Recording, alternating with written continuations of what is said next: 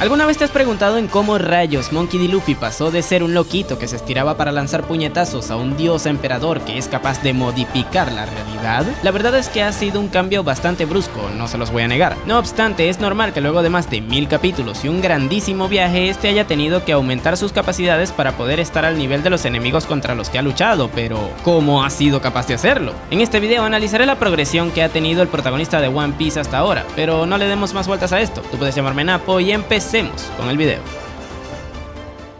Antes de comenzar con todos los acontecimientos del pre-time skip, es necesario recalcar que aquí todas sus habilidades se basan en el manejo de su fruta. Esto es algo que tuvo que entrenar en su momento, ya que recordemos que en su flashback, tras obtener dichos poderes, no es capaz de emplearlos de forma eficiente. Incluso hasta el propio Ace los percibía como una desventaja. Sin embargo, con el tiempo fue capaz de aprender a usarlos bien en combate. Es por esta razón que cuando sale al mar no tiene un proceso de aprendizaje como tal, pero bueno, empecemos con el East Blue.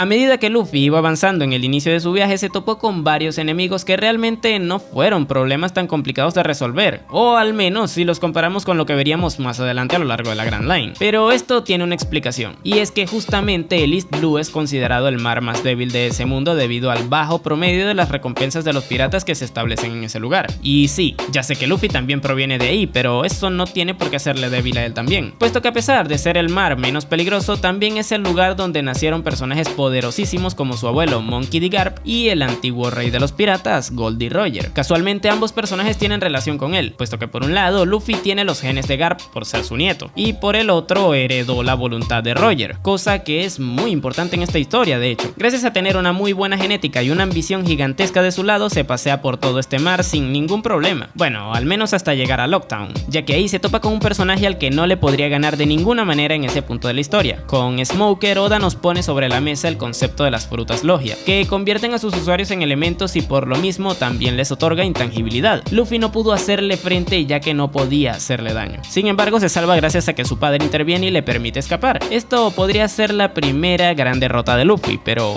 no la única.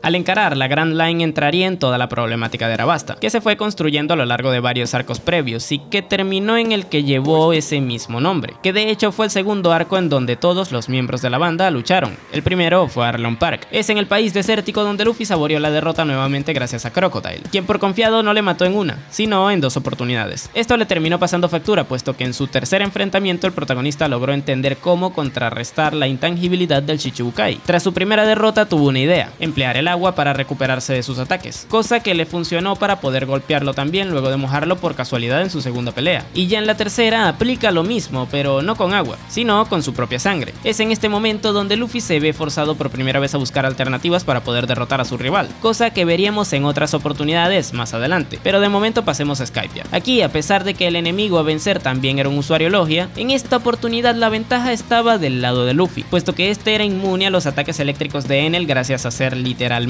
un hombre de goma, por lo que esta batalla no fue tan complicada como la anterior. No obstante, si seguimos avanzando nos toca verle de frente ante Aokiji, y sí, sé que Foxy está entre medias, pero ¿a quién rayos le importa Foxy? El almirante de la marina le puso fin a esa racha que Luffy tuvo de derrotar a todos los que se le cruzaban en la Grand Line, y más adelante en Water 7 tuvo otro choque de realidad contra Rob Lucci.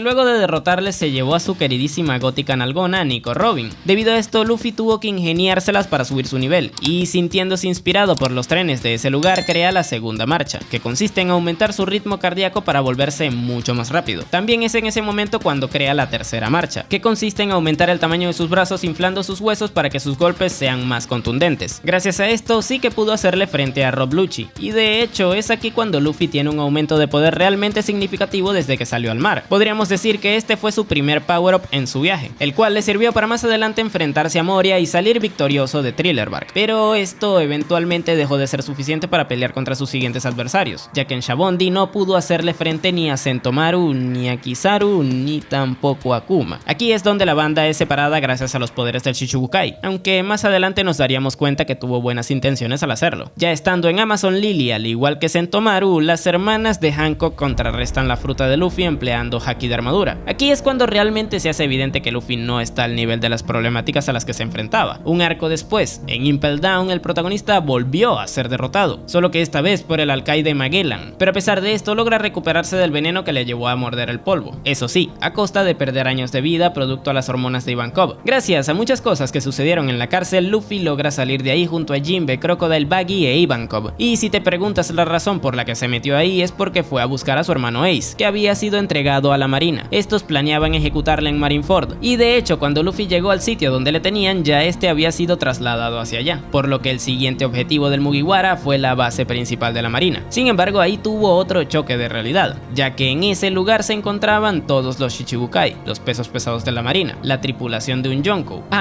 y también un Yonkou. No obstante, por su tenacidad logró resaltar en la guerra y salva a Ace, aunque como dije antes, su bajo nivel ya le estaba pasando factura y esta situación no iba a ser la excepción. Ace termina sacrificándose para salvarle la vida y Jinbe a duras penas logra escapar con él gracias a Trafalgar Law. Esta sin duda sería la más grande derrota de Luffy, ya que a diferencia de en arcos anteriores de rescate como Enies Lobby, en este el objetivo no sería cumplido. Producto a eso entra en un trance del cual logra sacarle Jinbe, y es ahí cuando Rayleigh entra en acción, siendo su maestro durante un salto temporal de 2 años en donde le enseñó a usar de forma básica los 3 tipos de Haki. Podríamos decir que este sería su segundo power-up, pero para profundizar más en el tema pasemos al post-timeskip.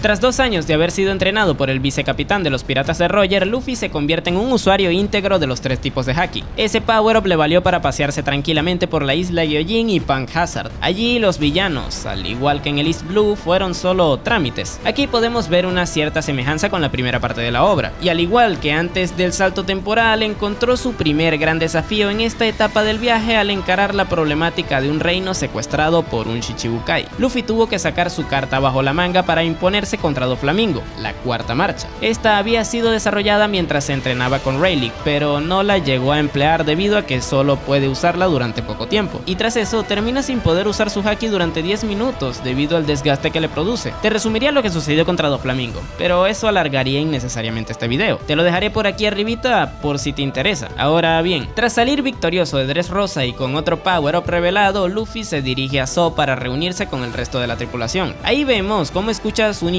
comunicarse con Momonosuke, cosa que sucedió también anteriormente en la isla Gyojin cuando los reyes marinos se comunicaron con Shirahoshi. Esto es debido a que Luffy es capaz de percibir la voz de todas las cosas, habilidad que comparte con Momonosuke y con los difuntos Goldie Roger y Oden. Pero como de esto no sabemos mucho, de momento seguiremos avanzando. En el arco de Whole Cake, Luffy modifica su cuarta marcha en 2 oportunidades. La primera modificación la vemos en su enfrentamiento contra Cracker. Esta se llama Tankman y es una variación más defensiva que le sirve para derrotarlo. Luego veríamos su forma Snakeman, que emplearía para hacerle frente a Katakuri. No obstante, esta no fue suficiente para derrotarlo, ya que requirió también de otro power-up, el Haki de observación avanzado. Durante esta batalla es capaz de comprender cómo funciona y posteriormente usarlo, pero así como sucedió con la batalla de Doflamingo, no profundizaré más en esta, puesto que también la analicé. Si te interesa ese video, te lo dejaré por aquí arribita. Ahora bien, ya habiendo llevado a uno de sus 3 Hakis a otro nivel, era momento de centrarse en los otros 2, y seríamos testigos de cómo lo hizo en el arco del país de Wano. Pero te advierto, si la progresión de Luffy te está pareciendo muy apresurada en estos últimos arcos, es mejor que te pongas un cinturón de seguridad, ya que aquí Luffy tiene 3 power-ups, pero vamos con calma.